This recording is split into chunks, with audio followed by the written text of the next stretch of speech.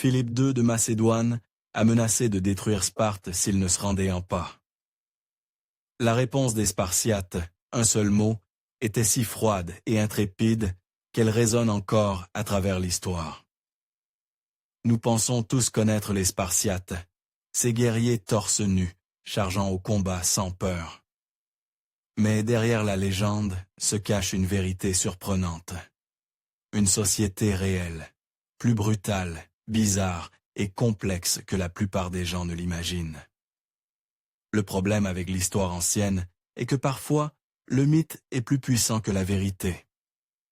Les sources véritablement fiables sur les origines de Sparte sont difficiles à trouver.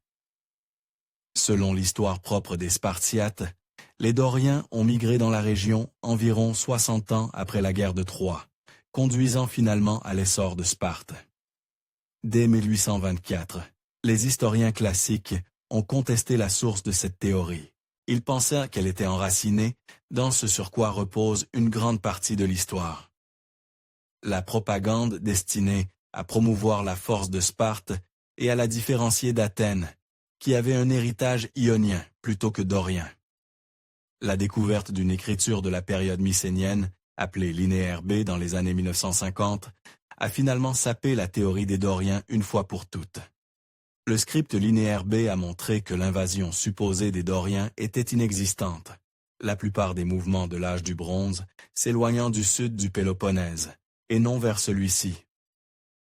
La chute de la culture mycénienne était une combinaison naturelle de nombreux facteurs qui se sont produits au fil du temps.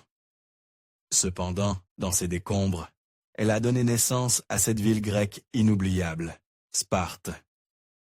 Les preuves archéologiques suggèrent que Sparte est née vers 1000 d.A., environ 200 ans ou plus après l'effondrement de l'ancienne civilisation mycénienne.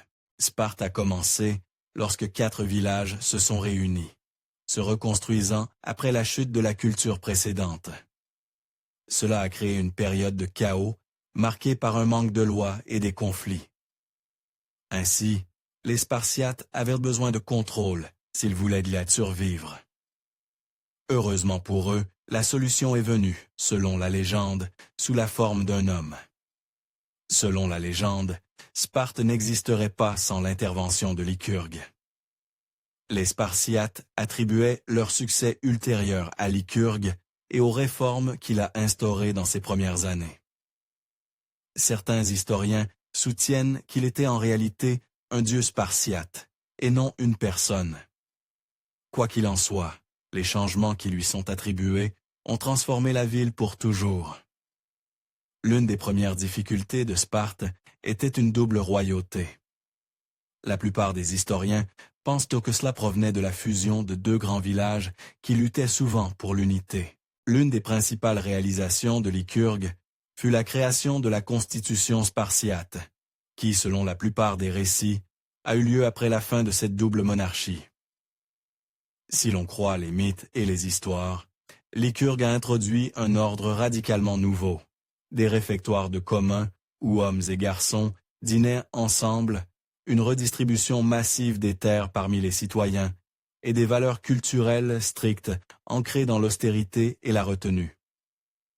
Il a créé l'identité même de Sparte, ce qui peut expliquer pourquoi certains historiens remettent en question son identité, car comment un seul homme peut-il accomplir autant?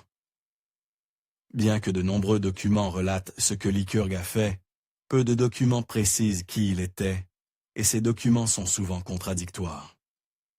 Lycurgue est une figure énigmatique, qui semble exister uniquement pour enrichir le mythe et l'histoire de Sparte. Certains classicistes notent également que la racine du nom de Lycurgue dérive de loup, qui est associé au dieu Apollon.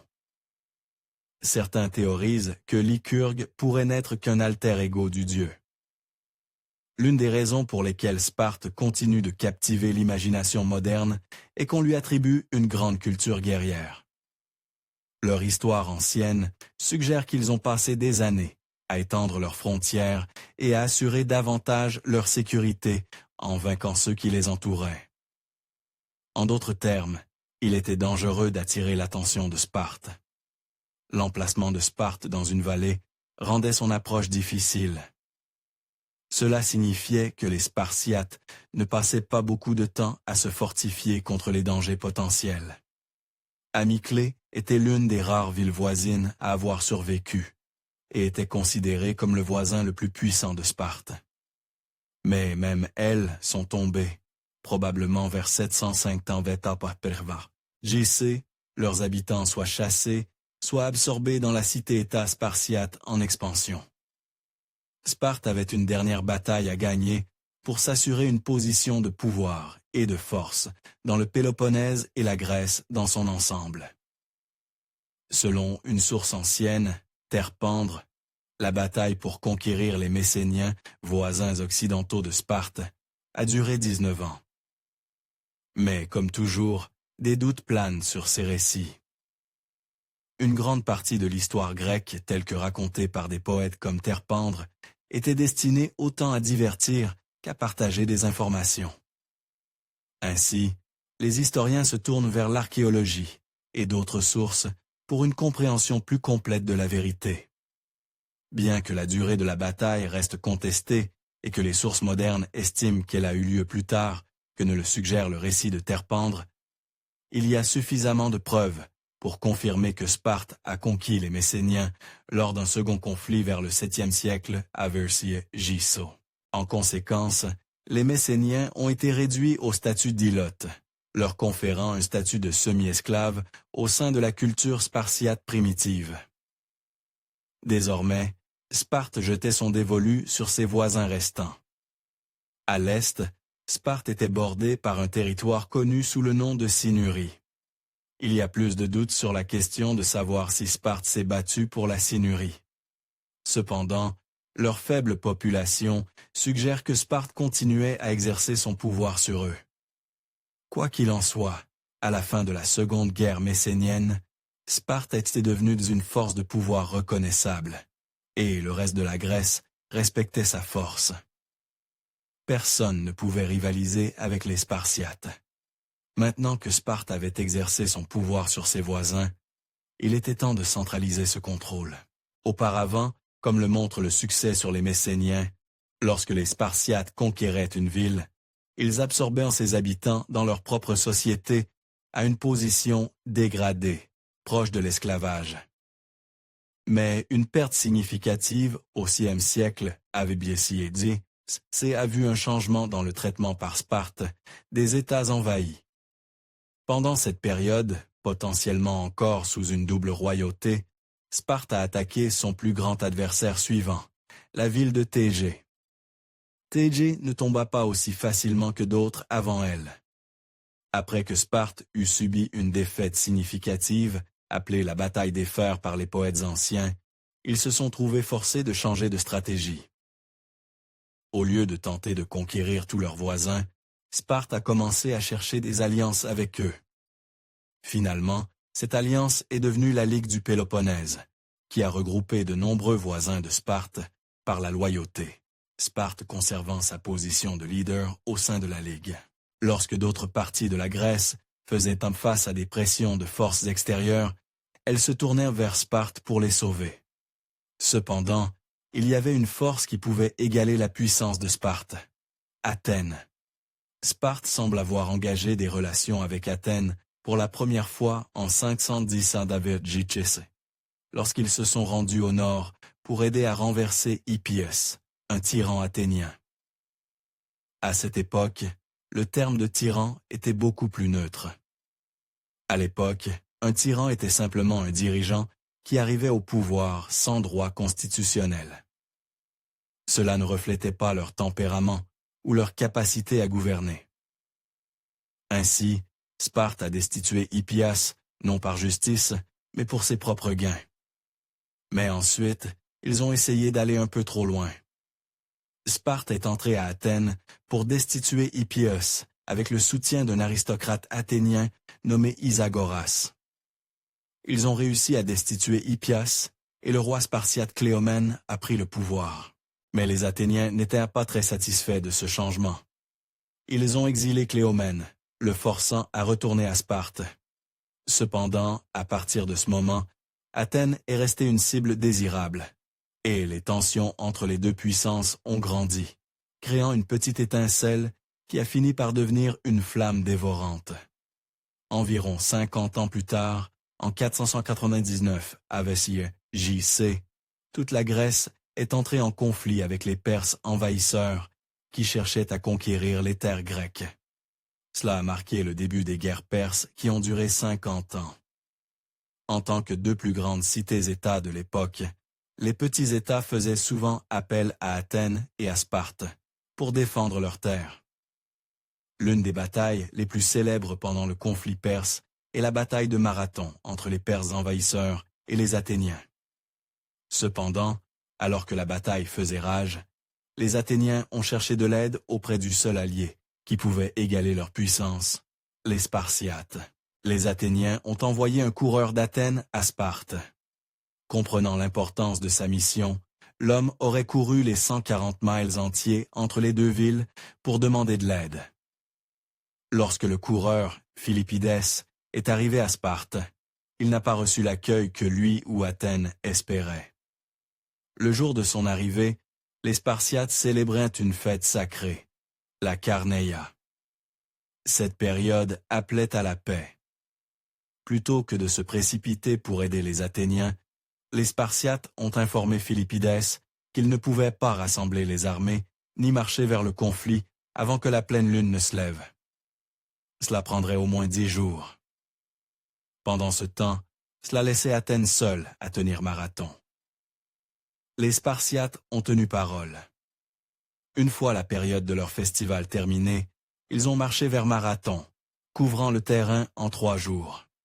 Cependant, à ce moment-là, les Athéniens avaient déjà réussi à remporter la bataille. 10 ans plus tard, la bataille des Thermopyles a eu lieu pendant la trêve olympique. Les Spartiates estimaient qu'ils devaient honorer cette trêve. Les autres États étaient en désaccord et ont commencé à rassembler des forces. Sparte était la plus grande puissance terrestre. Ils subissaient donc des pressions pour contribuer. Sans leur participation, ils craignaient qu'Athènes ne passe du côté de la Perse. En fin de compte, ils ont fait un mouvement inattendu, qui s'est terminé par une tragédie, mais qui a cimenté leur place dans l'histoire cinématographique. Finalement, le roi spartiate Léonidas a conduit un groupe mixte d'environ 7000 hommes pour défendre la Grèce aux Thermopyles.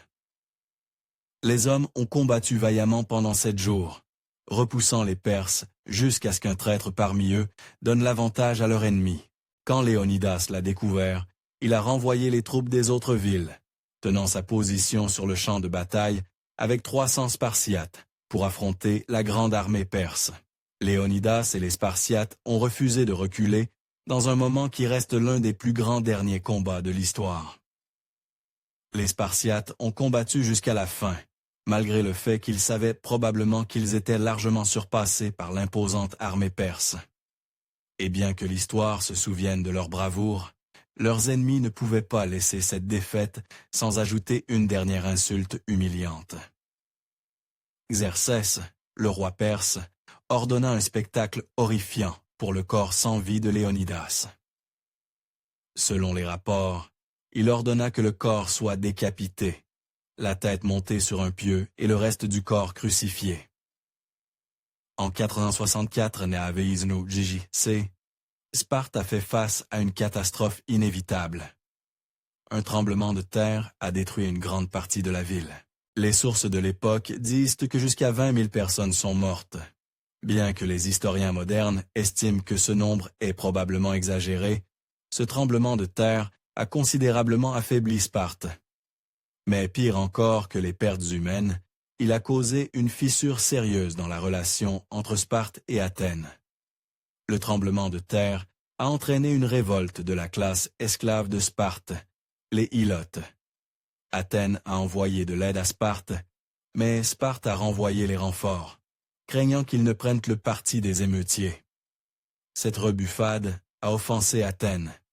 Ils ont annulé leur traité avec Sparte, plongeant la politique athénienne dans une réforme radicale. La culture à Athènes est devenue de plus en plus anti-spartiate. Officiellement, les guerres du Péloponnèse ont opposé la Ligue de Délos, contrôlée par Athènes, à la Ligue du Péloponnèse de Sparte. Sparte n'a pas pu participer à la première guerre du Péloponnèse avec la force qu'on lui connaissait.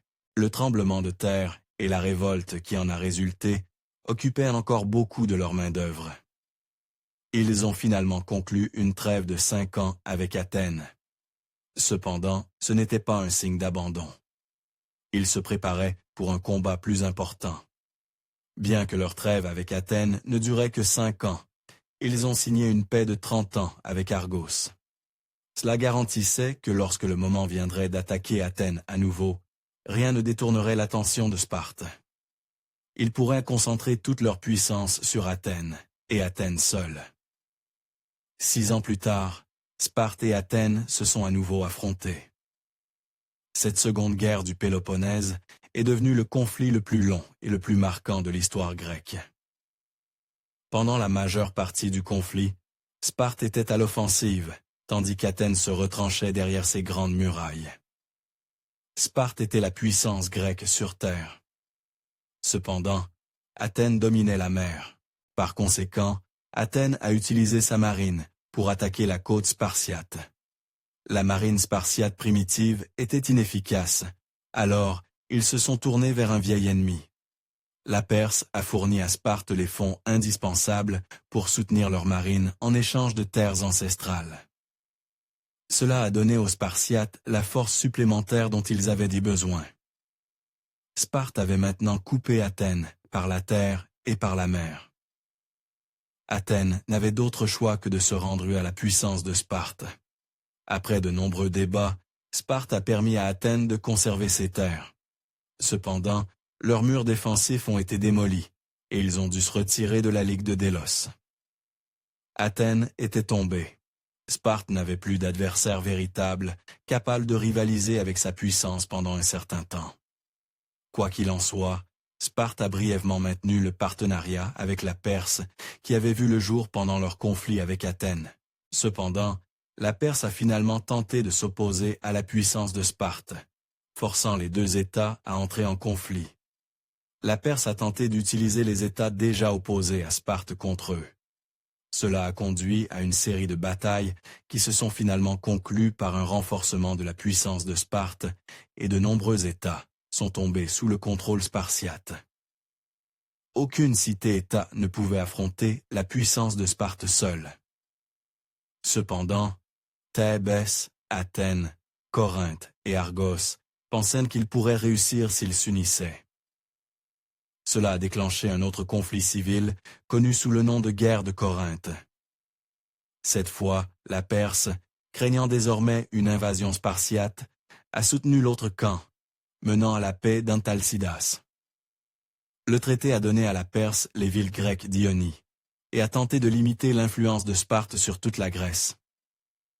Malgré cette paix, Sparte a continué à se battre avec Thèbes, s'emparant de leur citadelle de Cadmée. Le conflit entre Thèbes et Sparte s'est poursuivi jusqu'en 371 à Vessol J.C., lorsque les Spartiates ont fait face à quelque chose qu'ils n'avaient pas connu depuis très longtemps. La défaite. Les Thébains ont vaincu Sparte à Leuctre et les forces spartiates ont subi de lourds dommages. Thèbes est devenue la source de pouvoir grec. Sparte a également fait face à un problème interne. Un citoyen de Sparte héritait de ce statut par le sang. Cependant, la population spartiate déclinait, et celle des Ilotes augmentait. La population a commencé à diminuer de 50% tous les 50 ans. Guerre ou pas guerre, la fibre même de Sparte a commencé à se dissoudre. Sparte a réussi à conserver un peu de pouvoir pendant encore une centaine d'années environ.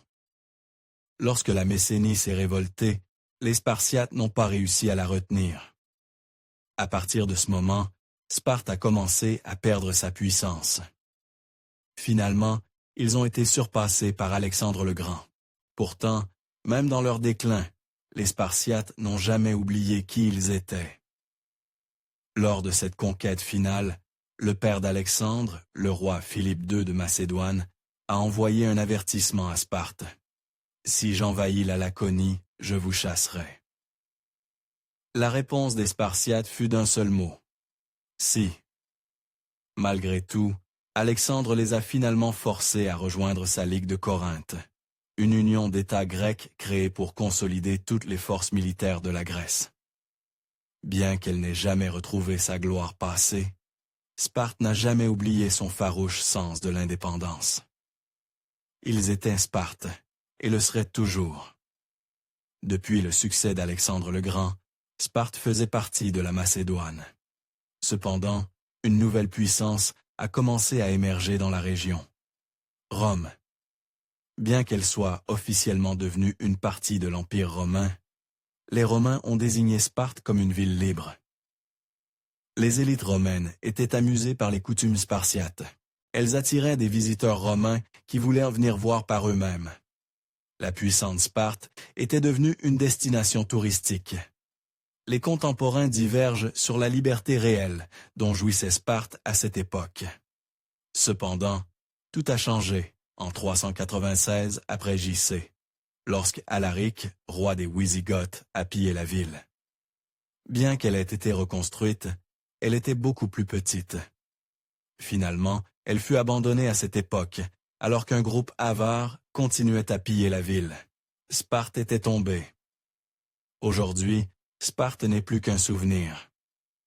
Bien que le roi Othon de Grèce ait transformé la petite ville médiévale de Sparte en une ville, et que des gens y vivent encore aujourd'hui, ce n'est plus le lieu de gloire qu'il était autrefois. Cependant, le contrôle de Sparte sur la Grèce antique et leur détermination à perdurer face à la défaite continuent à travers la légende. Merci d'avoir regardé History Expose. Si vous aimez découvrir les meilleures histoires de l'histoire, appuyez sur « J'aime » et abonnez-vous pour continuer à explorer avec nous. N'oubliez pas de visiter notre page principale, Factat, pour découvrir d'autres faits incroyables sur tout.